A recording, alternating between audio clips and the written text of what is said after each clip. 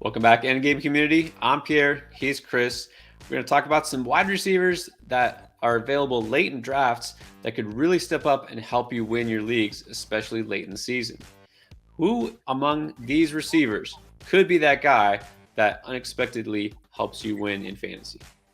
We're going to talk about our favorite picks, but first, let me remind you that you can join us on Discord. Just check the link below in the description. We talk fantasy football 24/7 every day of the year. We have a great community that's always there to offer information, break the latest news, and help you in fantasy. Now, we also are going to help you every week during the regular season. We're getting ready once draft season is over. And every weekend on Saturday morning, we do a start sit show to help you answer your lineup questions. But if you join us on Patreon, you can also join us on Sunday mornings where we guarantee to answer all your questions to help you set those winning lineups. There's also exclusive member only videos and information in the Patreon, including updated rankings throughout the preseason.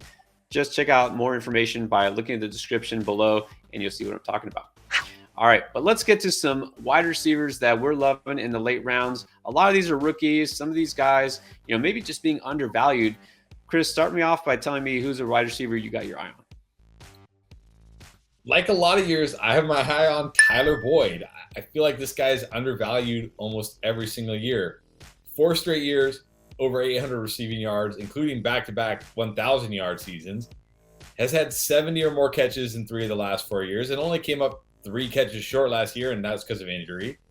And he's in an offense that we know is going to throw the ball a ton. If you look at the Bengals, they started the season last year as a more of a run-heavy team, but that made sense. Joe Burrow was coming off a serious injury. They eased him into it.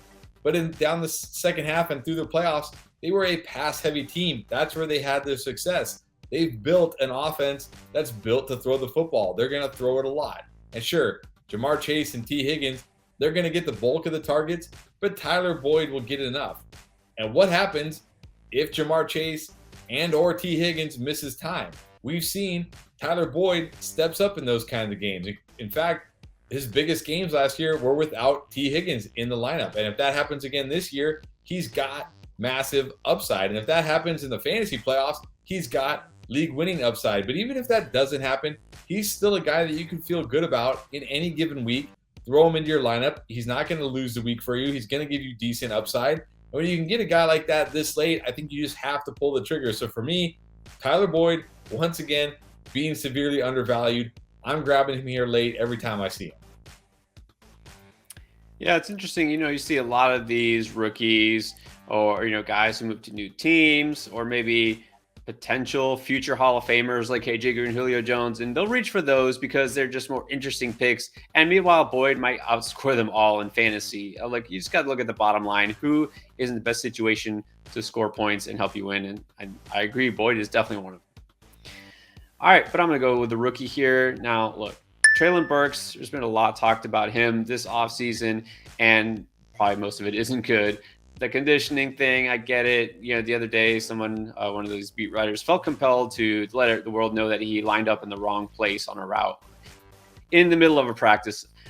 Look, are we just trying to find excuses to bury this guy? And, it seems like it because I haven't heard anything positive, though, I have a feeling he probably has made some catches. He probably has done well, and he is going to be the leading target on this team. And no, it's not a pass-heavy offense, but somebody's got to be the leading receiver. And I think I'd rather take the number one receiver on an NFL team than look for the number 3 or 4 guy or take a chance on a 4th or 5th round rookie that might turn out to be a breakout player. Look, Treylon Burks is going to be fine. All right. He is a stud. He was one of the top receivers drafted in this class for a reason. Okay, so I have no concerns. People are, of course, overblowing things. Remember, if you listen to all that chatter and that hype, then last year you would have faded Jamar Chase because he was having trouble in practice identifying the ball and he had some drops. Just forget all that. Treylon Burks is a stud. He's going to lead his team in receptions, and he's available way later than he should be. So I'm going to take Burks. What do they call it? Buy the dip. I'm buying the dip on him every time. All right, Chris. Who else you like around this area? A lot of good choices here. That is true, and I'm also going to go with a rookie now, one I've talked about a little bit, and that is Sky Moore. I don't get why people are worried about Sky Moore. He checks really every box you want from a rookie wide receiver. I don't keep talking about reception perception, but Sky Moore's reception perception was great. He was the best rookie against man and press coverage. His route tree is incredible. I know he didn't play against, top of the line, Power 5 defenses, but he still played against good players and he dominated those players. And somewhere this stigma came that, Sky Moore is just a slot wide receiver. No, he's not. He played almost 2/3 of his snaps in the X position. Guess who doesn't have an X wide receiver right now? The Chiefs. They have Juju Smith-Schuster, who actually is a slot receiver. They have MVS, who I guess could be an X receiver, except he's horrible and can only run go routes and can't catch.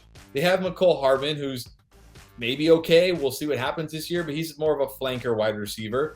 Sky Moore has the X receiver there for the taking, and I think he will actually take it. And you're telling me that Patrick Mahomes' X wide receiver is only worth a late round pick? That is absolutely crazy. Maybe Sky Moore doesn't start, out of the gates red hot because he's a rookie and that's kind of what happens. But remember a guy like Amon-Ra St. Brown last year who didn't really do a lot the first half of the season and then won you a fantasy championship? If Sky Moore takes over that X wide receiver role, and as the season goes on, gets better and better at it and gets Patrick Mahomes' confidence, he will win you a fantasy championship because he's the X receiver for Patrick Mahomes. You really don't need more than that. He's the X receiver for Patrick Mahomes. Stop letting this guy fall. He has way too much upside to be going this late. Yeah, Amon-Ra, we love the Sun God. But look, he carried teams the last few weeks of the season on the Detroit Lions. We're talking about the receiver who may be the number one target for Pat Mahomes on the Kansas City Chiefs. So, and it's funny, you see them all in MVS and McCole Hardman all kind of lumped together. It's like nobody really knows how to value these guys. Well, I do. Let's not take the guy who has a sub 50% catch rate for his career. That's Valdez-Scantling. And a guy who's, shown 2-3 years of kind of just not much, McCole Hardman. I'd rather take the chance on Sky Moore.